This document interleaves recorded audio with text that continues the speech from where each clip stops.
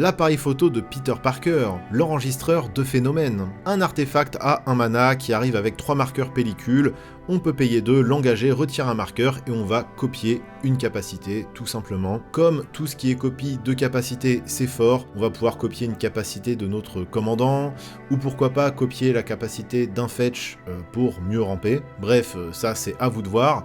Et en plus, c'est pas très cher en argent et en mana. Alors certes, on pourra le faire que 3 fois si on n'ajoute pas de marqueur dessus, mais ça reste plus qu'honnête. Redirection d'éclair, l'une des meilleures cartes du set Avatar. C'est un petit downgrade de Deflecting SWAT, qui est une carte beaucoup trop chère et beaucoup trop forte, donc pourquoi pas. Et encore, dans certains cas, ça sera plus efficace de payer 5 points de vie ou d'avoir le choix de payer 2 en plus si notre commandant n'est pas sur le board. Bon, après, dans la plupart des cas, on joue cet effet pour sauver notre commandant, donc en vrai, ça change pas grand chose. Après 5 points de vie, c'est pas donné, mais c'est le prix à payer pour sauver une bête et potentiellement en fumer une autre. Tout ça pour un seul petit mana rouge. On va pouvoir noter quand même qu'il y a le sous-type leçon, donc ça peut compter et ça comptera peut-être encore plus quand le nouveau Strixhaven arrivera. Alors, le Sphinx Quantique, tout un programme. Il fait partie de ces beautés cosmiques que l'on peut trouver dans le système de Sotera. Pour 5 mana, c'est une 4-6 vol, excusez du peu.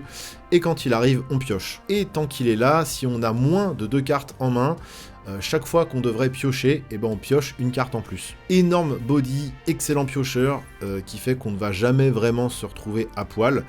Et surtout, il y a le warp pour 2. Alors, rien que pour ce qu'il fait dans les decks Blink, et notamment Tassa, ça rentrait immédiatement dans mon top.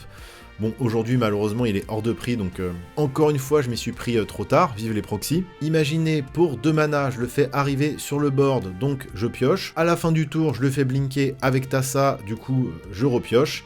Et ensuite, pas besoin de l'exiler, parce que il s'agit d'une nouvelle itération, donc il va rester là. Pour 2 mana, j'ai pioché 2 cartes, et j'ai une 4-6 vol sur le board.